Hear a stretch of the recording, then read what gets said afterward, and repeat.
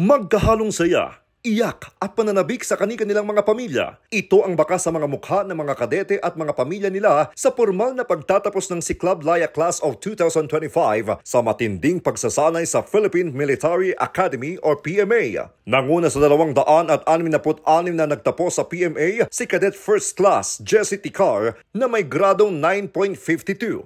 Si Ticar ay isa sa 4 na natatanging summa cum laude ng PMA at siya rin ang may pinakamataas na grado sa kasaysayan ng mga PMA graduates. Yung journey is, gaya ng naranasan ko, is hindi talaga madali. Makakaranas ka ng paghihirap at talagang susubukin yung sarili mo physically, mentally, and emotionally. However, I want to remind yung mga gustong pumasok dito na lahat ng hirap na yan is may purpose at yun ang magiging daan para maging kung sino ka kinabukasan, katulad ng pagiging magiting na sundalo. Aniya, gagawin niya ang lahat ng makakaya para magampanan ang sinumpaang tungkulin sa bayan. Bilang isa sa 4 na naging summa cum laude at bilang pinakamataas sa 4 na naging summa cum laude, siyempre po, yun sa akin po, nararamdaman ko po is pride po, and at the same time is it is a responsibility to me, ma'am. Since na ganito yung nakuha ko, na-achieve ko, yung dapat na ipapakita ko sa tao, yung ina-expect nila, dapat ko pang higitan. At syempre, susunod lang sa mga utos, sa mga kung anong sinumpa ang pangako ko.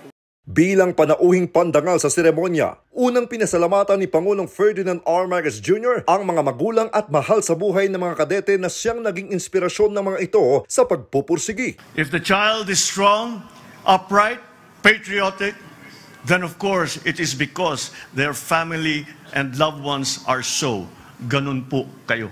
Sigurado po ako na kayo ang unang nagsanay sa kanilang mga disiplina.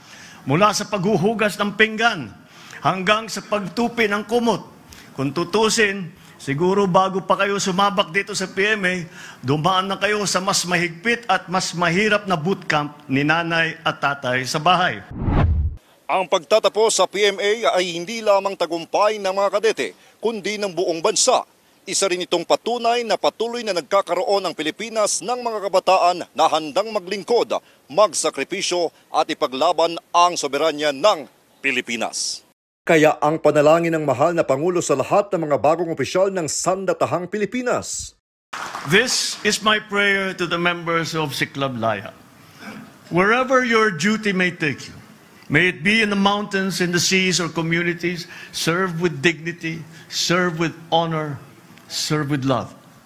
And I hope that when you are at your lowest, you will remember that you have your fellow Filipinos who are praying for you and are supporting you and are behind you. You have an entire nation that respects and wholeheartedly believes in you. Kayo ang mga bagong muka ng serbisyo ng kagitingan. Kayo ang bagong Pilipina na may disiplina, may husay at may pagmamahal sa ating inambayan. Muli, sa Class of 2025, congratulations at maraming salamat sa pagpili ninyong maninilbihan. Ito ay panata sa bandila, sa bayan at sa taong bayan. Ang Siklab Laya Class ay may 212 na mga lalaki at 54 na mga babaeng kadeteng graduate. 137 ang mga magsisilbi sa hukbong katihan, 58 sa hukbong himpapawid at 71 sa hukbong dagat. Ang lahat ay otomatikong may ranggong Second Lieutenant sa Philippine Army at Air Force at Ensign para sa Philippine Navy. Christian Bascones para sa Pambansang TV sa Bagong Pilipinas.